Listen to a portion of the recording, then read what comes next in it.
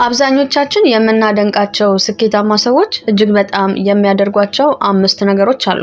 እነኚህ ነገሮች ሲያምራቸው የሚያደርጓቸው ወይም ሳያምራቸው የማያደርጓቸው ሳይሆን ራሳቸውን በዲሲፕሊን ገዝተው ወደዱም ጠሉም የሚያደርጓቸው ነገሮች ናቸው።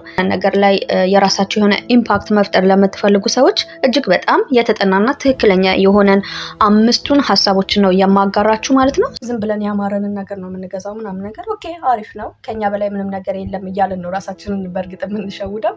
በአንድ በኩል እውነት ነው ከራሳችን በላይ ምንም ነገር የለም፣ ግን ደግሞ ከአሁኗ ደስታ ይልቅ ነገ የተሻለ ህይወት ለመኖር ከፈለግን ትንንሽ የሚባሉ ገንዘቦች እጅግ በጣም ስር ይነካሉና የምናወጣውን ገንዘብ ገቢና ወጪዎቻችንን በደንብ ትኩረት ካደረግን መነሳት ነው። በጠዋት መነሳት ማለት ዲፕ ዳውን ጉዳዩን ስንረዳው ጠዋት ላይ ያለችዋ የእንቅልፍ ሰዓት ብዙ ሰውን ምቾት ውስጥ ነው የምትከቱ አይደል? ጠዋት ብዙዎቻችን ስንነሳ እየደበረን እንቅልፏ እየጣፈጠችን ነው። ግን ዋናው ፖይንቱ በጠዋት የመነሳቱ ጉዳይ ሳይሆን ያችን ሰዓት ወይም ያችን ሞመንት አሸንፎ መነሳት በራሱ አንድ ቀንን የመስራት ወይም በቀን ውስጥ የሚገጥሙንን ነገር ማሳካት የምንችልበት አይነት ስሜት አለው ማለት ነው።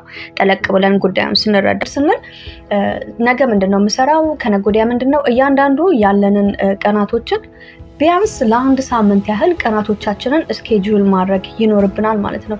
በትምህርታችንም በስራ ቦታችንም የራሳችንን ቢዝነስ የምንሰራ ልንሆን እንችላለን። 2 3 4 ስራዎች ያሉ ልንሆን እንችላለን። ዋናው ዓላማ ምንድነው?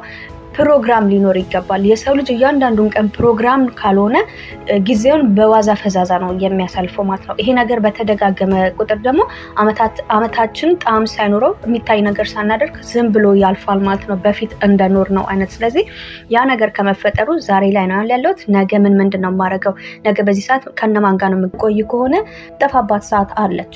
ይሄ ሁላችንም ኦቤስ ነው። ከገባ 5 ደቂቃ ብለን ገብተን ከ30 ደቂቃ በላይ ከ40 ደቂቃ በላይ እናጠፋለናል። ያ ነገር ሁሉ ከመፈጠሩ ይልቅ ስልካችንን ኦፍ አድርገን የምንሰራውን ስራ በትኩረት ለመስራት ከሶሻል ሚዲያ ብንርቅ እጅግ በጣም መልካም ነው።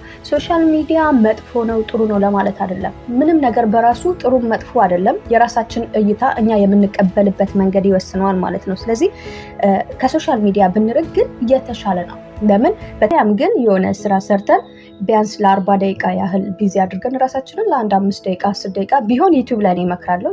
ሌላኛውና አራተኛው ፖይንት ደግሞ ምንድነው? እያንዳንዱ ልማዶቻችንን ትራክ ማድረግ ነው። ወይም ደግሞ አላደል በዚህ ሳምንት ላይ ምን አደረኩኝ፣ በምን ነገር ላይ ውጤታማ ሆንኩኝ፣ ምን አይነት ነገር ጊዜን ወሰደብኝ፣ ምን አይነት ነገር በጥሩ ሁኔታ አሳካሁኝ የሚለውን ነገር ይሄ የምናደርጋቸው ልማዶቻችንን በሳምንት መጨረሻ ላይ ኦዲት ብናደርጋቸው እጅግ በጣም መልካም ነው። ምክንያቱም